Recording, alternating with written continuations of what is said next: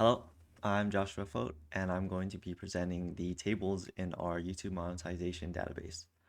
So first, we have the shareholder table. Um, they have an ID as the primary key, and we have the name of the shareholder and the amount of shares that they own. Next, we have the advertiser table. This they have a primary key for the advertiser ID. We have the name of the advertiser and the amount that they pay for their advertisements to be displayed on YouTube. Next, we have Google LLC as an ID, and we have IDs for each role at Google and the services that that role provides. And we have a advertiser ID that references the advertiser table, and this creates a relationship between advertisers and Google. Next, we have the machine learning system that we use for various reasons. Each machine learning algorithm has an ID. Each one Each algorithm has a name and the results that they display. Next, we have monetization table. Each monetization method has an ID. We have a name for it and the amount of revenue that it generates. Next, we have content creators. Each content creator has an ID, their name, their channel name, and they're connected to the monetization table by having a foreign key for the monetization ID that's referenced in the monetization table. This just connects monetization methods to content creators. Next, we have YouTube. Um, we have the names for content creators, their viewership metrics, their engagement metrics, and we have content creator IDs from the content creator table to connect content creators to YouTube. And it's a one-to-many relationship. Next, we have a table for consumers. Each consumer, these are the people that watch YouTube videos.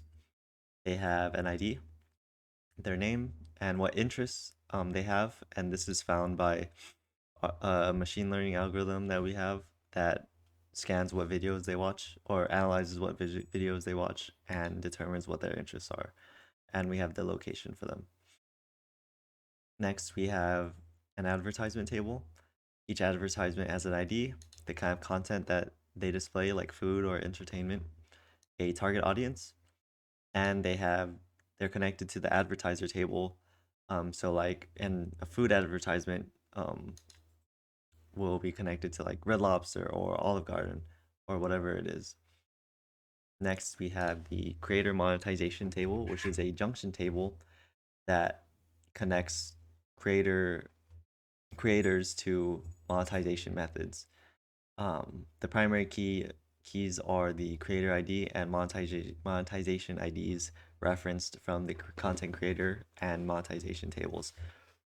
We made this table so that we can have content creators have multiple monetization methods. And next, we have the advertiser consumer table. This connects advertisers and consumers so that there are targeted advertisements for consumers. And next, we just have the data that we inserted into each table. Thank you.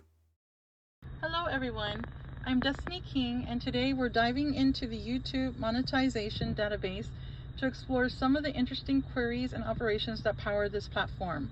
We'll cover everything from joins and subqueries to stored procedures and triggers. Let us break it down and see what each query does and why it is useful. Our first query, called Report Query with Join and Group By, joins several tables to calculate the total revenue by advertiser. This helps us understand which advertisers generate the most revenue. The query uses joins to connect advertiser, Google LLC, advertisement, and monetization. The sum function adds up the revenue, and the group by clause organizes it by advertiser name. Next, we have query with a subquery. This query retrieves the name and channel name of a content creator using a subquery to find specific data. The subquery grabs the creator underscore ID from the YouTube table where YouTube underscore ID is 1. The outer query then uses this ID to get the name and channel from the content table. The third query is query that creates a view. In this example, we are creating a view called Top Creators, designed to list content creators with high viewership metrics. This view is useful for simplifying complex queries and quickly identifying top performing creators. It helps by providing a shortcut to specific data without having to run the entire query each time. To show how useful views can be, we have the query that demonstrates the view's use. This query fetches all records from the top creators view, demonstrating how views can make data retrieval simple and efficient. Now let's discuss a stored procedure for performing math operations. This one, called Calculate Total Revenue, calculates the total revenue for a specific content creator. It takes a creator ID as input, sums the revenue from the monetization table for that creator, and returns the total revenue. Now let's talk about a stored procedure with a cursor. This procedure, called Update Revenue, uses a cursor to loop through a set of records and update them. It goes through each YouTube record and increases the engagement metrics by 100. This demonstrates how cursors can be used to perform iterative updates. Finally, we have a trigger. The trigger, Update Shares Owned, automatically updates the shareholder table when a new record is inserted into creator monetization. It increases the shares owned value based on the number of monetization methods a creator has. To demonstrate this trigger, we insert a record into creator monetization and then check the shareholder table to see the updated values. As you can see, these queries, stored procedures, and triggers cover a wide range of operations that make the YouTube monetization database function smoothly. From simple queries to complex operations, there is a lot to learn and explore. Hello, my name is Caleb Burrell, and today I shall be going over the database implementation section for our team project demo. To start us off with, we have been coding and creating a schema for our topic of the day, YouTube monetization. And for this topic, we have also implemented tables to display various entities and the like, so that the average user for our database can better understand what it is we're doing and everything else. But since all of this information is a bit hard to understand if you're not someone who programs regularly, we have created a visual demonstration so that the average user can understand better. Hence, we've created a table with relationships so that the average user can understand. The main ones I shall be focusing on for this section of implementation is YouTube, content creators, consumers, and advertisement. So, to keep it brief, YouTube has a bunch of variables such as YouTube ID, which is a number for, let's say, a video, a name for that video, the viewership for the video, and how much consumers engage with the video. Content creators are the ones creating these videos, and they also have to deal with making sure that their channel is properly monetized in all the correct facets.